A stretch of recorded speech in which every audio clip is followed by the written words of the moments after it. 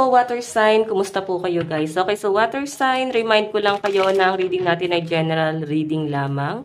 So, take what resonate and leave what doesn't. Okay? Tignan natin, water sign.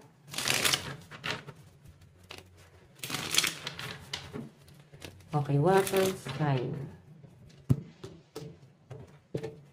Gabay, kapalaran.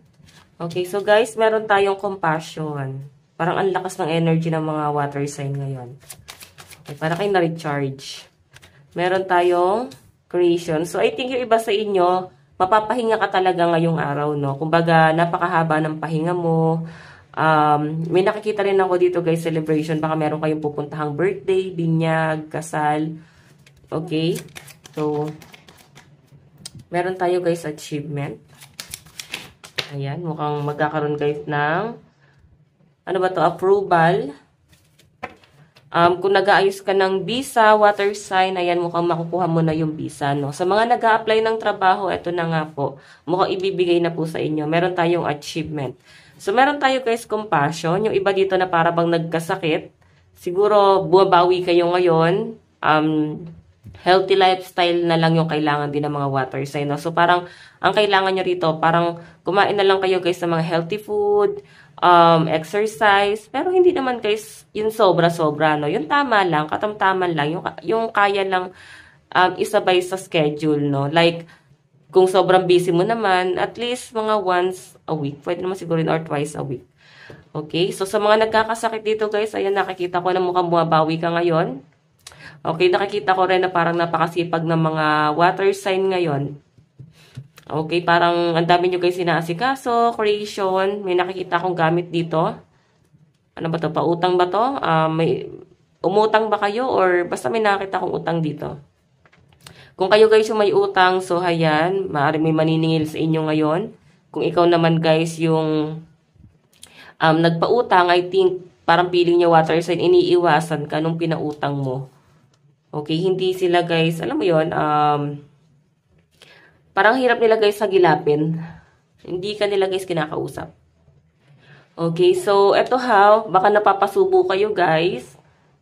Or parang merong isang tao dito na nilagay ka sa kagipitan. Creation eh, ayan no. Parang nilagay ka sa kagipitan, magician, medyo manipulative yung energy. So nakikita ko na parang bang magiging irritable ang mga fire sign, mga water sign ngayon no. Mga fire sign kasi nakita ko yung Leo sign. Leo energy yung maaaring ka-deal ng mga water sign dito. Okay, sila yung parang, basta may nanggigipit dito guys. Meron tayo guys achievement. Or baka meron kayo guys ni loan. Or parang gamit na inutang. So may nakakita tayo, ayan guys, meron tayong achievement dito. I think meron kayong ma-achieve or maaaring may blessing, swerte na paparating sa inyo ngayon, maaaring good news. Kahit maliit na swerte yan guys, mukhang makukuha mo pa rin to. So, water sign may pinapakita rin sa akin dito. Mukhang, kung sa trabaho to, mukhang makakakota ka. Okay, sa mga nag-a-apply naman ng trabaho, ayan, mukhang natanggap ka dun sa in-applyan mong trabaho. Okay? So, meron tayo guys, community. Tulong-tulong to guys. Siguro, tutulong ka sa isang community or sa celebration. May nakikita ako maaaring may ganap ngayong araw. So, nakikita ko yung para bang matulungin ng mga water sign dito. Ano ba to? Nag-aasikaso ba kayo ng mga bisita? May mga bisita ba kayo ngayon? Or baka may event na magaganap? Or ano ba to? Event organizer ba kayo? Party organizer? Mga ganon. Sige, tignan pa natin guys, no? Ano pang ipapakita? Water sign.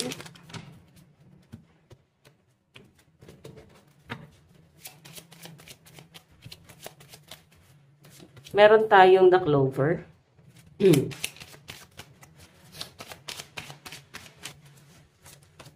Meron tayong the sun.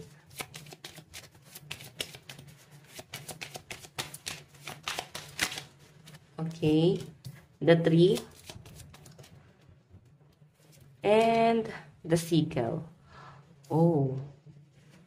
So guys, the strength under niya is the clover, no? Yung iba sa inyo guys, ito, strength, parang nagiging okay, no? Yung connection mo ngayon sa pamilya mo.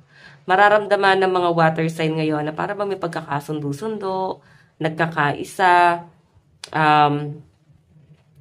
ayun nga, may pagkakaisa, and parang nagtutulong-tulong, no? Kumbaga, pag kinakapos yung isa, tutulungan ng isa kung sino yung nakakaloglog. So, parang may ano, guys, may give and take, no? Wala naman kasi parang iiwan sa ere or may laglagan na mangyayari sa family. Okay, so, water sign, ito naman the creation, the sun, diba? Ayan. So, I think merong sariling diskarte ang mga water sign. So, may nakikita ako manipulative dito. Sabi ko sa inyo, ilalagay kayo sa kagipitan. And so, pinapakita sa akin dito, water sign, the sun, ace of diamond. May nakikita akong susugal. Parang kahit hindi nyo guys alam kung ano yung magiging outcome, parang susugal ang mga water sign. Ito, ace of diamond. Okay? So, water sign, I think, unti-unti mo nang makukuha yung swerte mo. Or maaaring meron ka marireceive na good news dito. So, meron tayo guys achievement. Ito, may nakita ko patungkol sa health. Magiging problema ng iba sa inyo. Baka ito nga, kagaya na sabi ko, nagkasakit kayo. So, parang ngayon, buwabawi ka ng lakas. And siguro may mga nakaligtaan kang trabaho. So, parang feeling nyo guys is malaki yung nawala sa inyo. So, nakikita ko sa inyo water sign, babawi po kayo. Meron tayong community and the sickle. Siguro ito, maaaring hindi nyo guys ina-expect. Parang biglang nagtagpo yung landas nyo ng ex mo sa group of people. Nakita nyo sila doon. Parang hindi nyo na guys ina-expect eh. O meron kang nakita doon na isang tao na parang iniwasan nyo na guys ng matagal na panahon. Parang wala na sa inyo. Iniwasan nyo na guys. Pinutol nyo na guys sa buhay nyo. Yun yung nasa-sense ko. So, parang bigla nyo na lang sila guys na meet. Or maaaring meron kang kakilala dito na pwede kaklase mo ng elementary or kaibigan mo dati. Na para bang nakita nyo ngayon. So, siguro makikita ng mga water sign na laki nyo na. Parang hindi nyo na guys nakilala yung isa't isa. Okay, pwedeng kamag-anak yan guys. Kamag-anak na parang ang laki-laki na. Tignan pa natin. Meron tayong I like you. Oh. So, parang mga kamag-anak to guys. Meron ka bang makikita, mamimit na mga kamag-anak ngayon. Parang tuwan-tuwa sila sa inyo guys. Addiction. So, ito guys, kung may mga nahihilig po sa sugal, sa bisyo, hindi raw siya guys makakatulong. Mag-focus na lang daw guys or mag-invest para sa stability.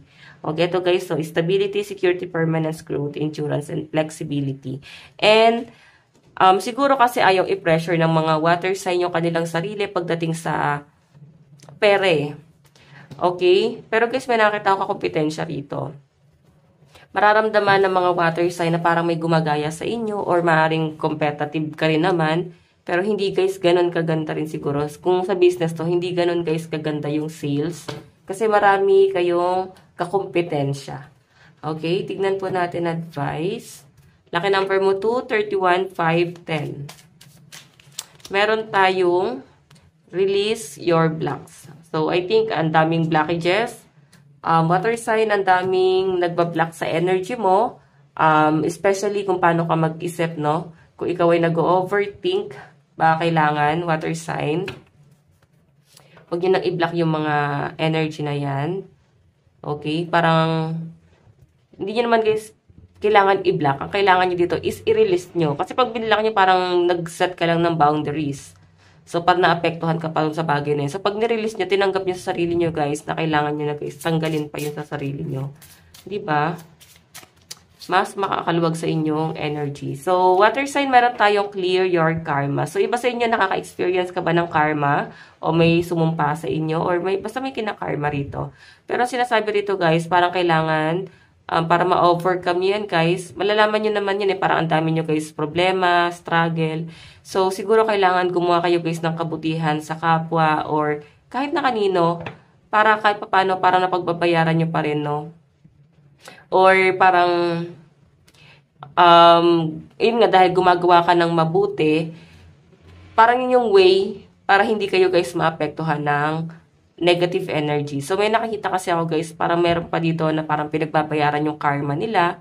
Pwedeng karma ng mga ninuno or pwedeng, ayun nga, meron silang ginawang hindi maganda sa past. Tapos kayo guys, sa kasalukuyan yung nagbabayad. Okay, so water sign, ito lang po ang inyong reading. Maraming salamat po. Bye-bye.